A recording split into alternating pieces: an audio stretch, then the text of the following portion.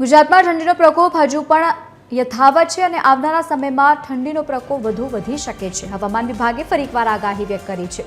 Western disturbance અને પવનની દિશામાં બદલાવ જોવા મળશે અને જેના જ કારણે આગામી 3 દિવસમાં લઘુત્તમ તાપમાનમાં 2 થી 5 ડિગ્રી સુધીનો નોંધપાત્ર ઘટાડો થઈ શકે છે। ખાસ કરીને સવારના સમયે ઠંડા પવનો ફૂંકાતા ઠંડીનું જોર વધશે।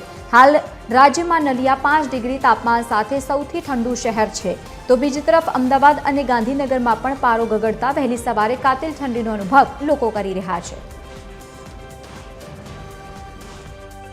अभी एक वेस्टर्न डिस्टरबेंस 26 जनवरी को नॉर्थ वेस्ट इंडिया को अप्रोच करेगा। उस सिस्टम को ध्यान में रखते हुए जो मिनिमम टेम्परेचर का फोरकास्ट है उसमें आने वाले 3 दिनों के लिए मिनिमम टेम्परेचर में 3 से 5 डिग्री की बढ़ोतरी का पूर्वानुमान है।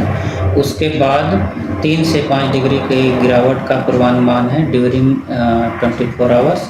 उसके बाद टेम्परेचर नॉर्मल चेंज।